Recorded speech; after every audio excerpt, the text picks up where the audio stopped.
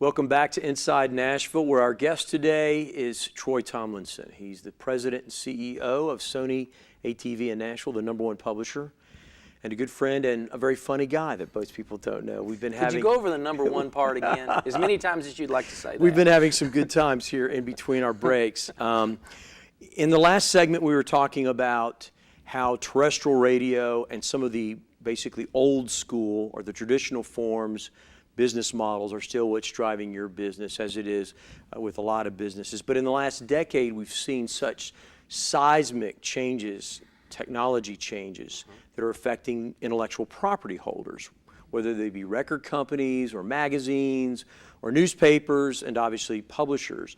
And what I'd like for you to address, if you could, is what have you been doing at Sony ATV to try to weather those impacts? And it seems like you're doing, not only are you weathering it or mitigating it, but you seem to be thriving in the midst of all that. So what are you doing? There aren't a lot of different things that we can do to offset how grave, a set of circumstances we've been enduring for the last certainly 7 years, and as you said, more like a decade. But basically, Sony ATV, as a worldwide company, takes aggressive action to try to preserve content rights and the rights of owners of content. So they're about that work in different areas of the world, really. For me, on a local level, it really became a pretty simple agenda. If our revenue is decreasing in a particular area, and it happened to be sales, mechanical royalties, then if artists are selling half as many albums as they once were, we need twice as many songs on those artists. If they're selling exactly half and we double the amount of songs we get on there, the net result of that's an okay result. Not great, and a lot easier to say than to actually do. When I laid that on my creative staff, they all grabbed their chest. But that's a goal that we set, was to double the number of cuts that we were getting on major artists, major label artists.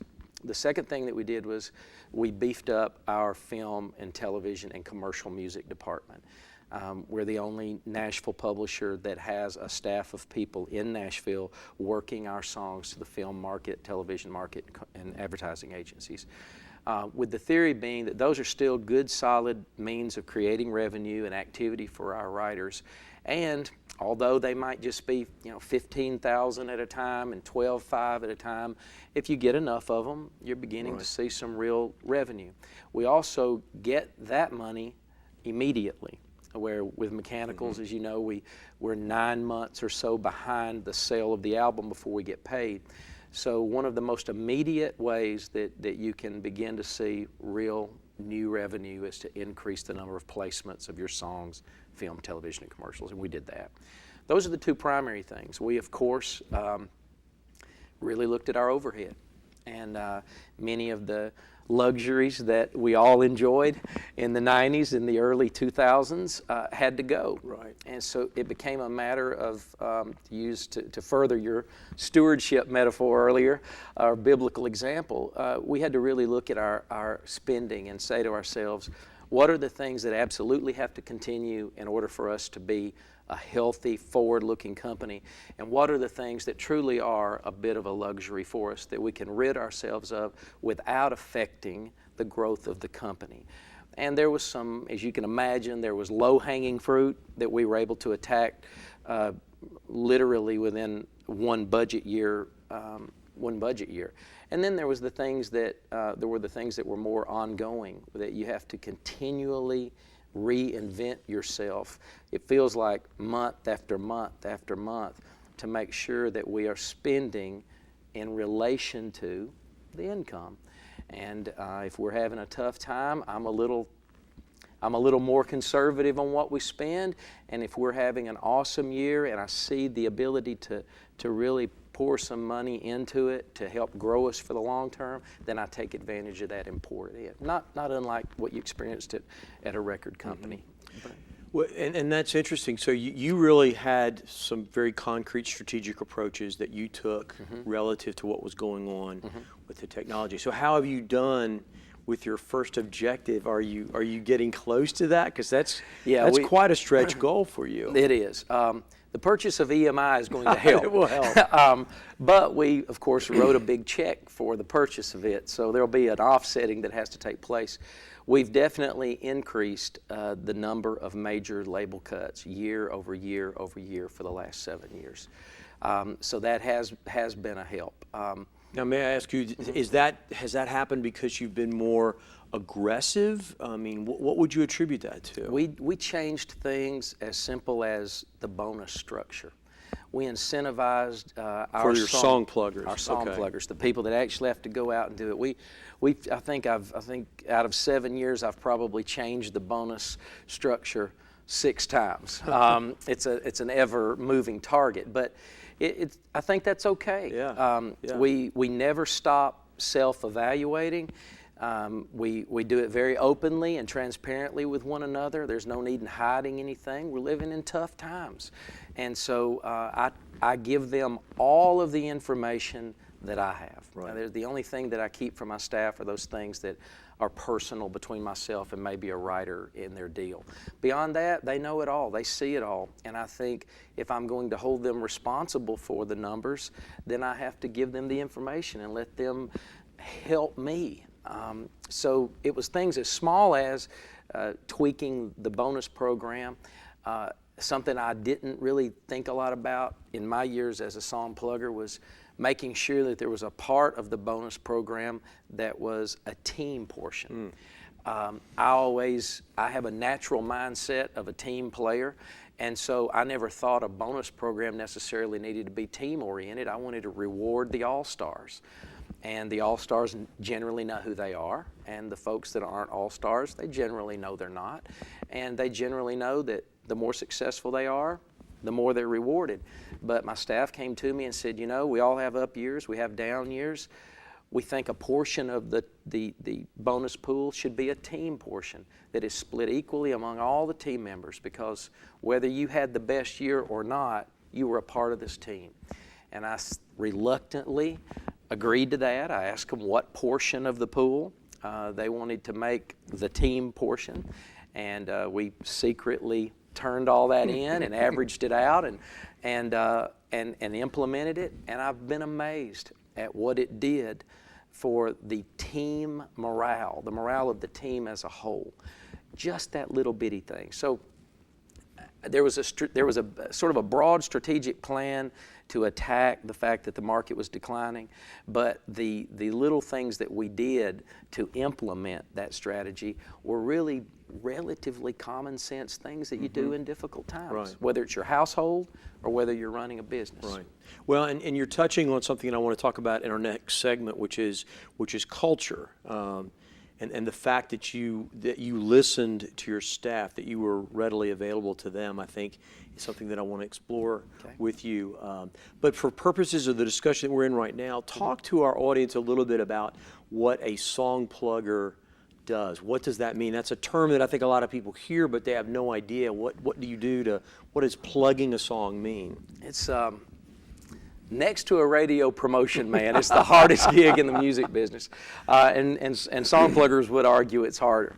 The song plugger's job is to, first of all, work with the writer to make sure that the song is what it needs to be. They're objective, and so they can hear the song and they can say, the great song pluggers are able to say to the writer, wow, man, I love that. Did you ever think about in that second verse doing something just a little different? And it's amazing how 9 times out of 10 the writer will go, I knew you were going to say that. We looked at that verse over and over again. And if a song plugger has that rapport with a writer, the chances are the song will come out better. The plugger then also can be a part of the demoing. So excuse me, what you're saying for our listeners is that a song plugger is in a way is an editor, and a lot of that's going to really depend on the relationship that they have. That's exactly right. And obviously you can be an editor a little more aggressively when a writer's young in their career. Right. As the craftsman grows in his craft, he is less reluctant to listen to the Merle song may not plugger. be as open to editing as you might Probably like. not, and I probably wouldn't be nearly as aggressive at I'm sure mentioning it. But yeah, you're exactly right. A great song plugger has a sensibility about editorial or being an editor. If they're really good at what they do. And some wouldn't touch it. Some song pluggers would say, I don't go there, Right. but I think great pluggers are. Secondly, they might help the writer with the demo process to make a demonstration recording so that we can take it out and play it for artists. As you know, most of the demos cut in Nashville are cut by the same musicians who make the records. Right. So if you go in and record a demo, it sounds like a record to anybody else. Then the song plugger takes the song that they've maybe tweaked a little bit with the writer and the demo that they've helped set up for the writer. They take that demo and book appointments with record label executives, with producers, or what we love is when the artist themselves is sitting there, and they play that song. So they have to kind of look through the repertoire. With us, it's only 1 million songs or so, and they have to look through those 1 million+ songs and really say to themselves, I've only got this artist for 30 minutes. Which 15 songs or 10 songs do I need to key in on and try to play during that period of time? Then they have to respond as the artist responds. So many times over my career, I've been told what the artist wants. They get into the room, I play the first song, which is exactly what I was told, right. and the artist goes, I hate that. That sounds like my last record. I don't want to do anything like that. And you've got to be able quickly, to turn, and adjust on the fly, so to speak. Great song pluggers make that seamless. And then the guy that gave me my shot in the music business almost 30 years ago, Cliff Williamson, he said the number one goal of the song plugger is to get into a pitch meeting and out of that meeting with the people in the meeting still wanting him to come back again. And whether you get the song cut in that meeting or not is not the number one priority. It's establishing a rapport with the client so that if you brought the right song to that meeting, great, everything worked out. But if you didn't, and 9 times out of 10, you don't play them the right song in the first meeting, they want you to come back and play them a song. A little bit of customer service. It is. And once you, as you know, with country artists in particular, if you play them a song that changes their career as an artist, they will remember you the rest of their lives, and they will keep coming back to the well to find great songs from you. And I have to believe that and try to instill in my young song pluggers that notion that you make a difference in their career, they'll be there for you the rest of their career. That's great. That's great. Thank you, Troy. We're here today with Troy Tomlinson, who is the president and CEO of Sony ATV, the #1 publisher in Music City, Nashville. Be back in a few minutes with Inside Nashville. Stay with us.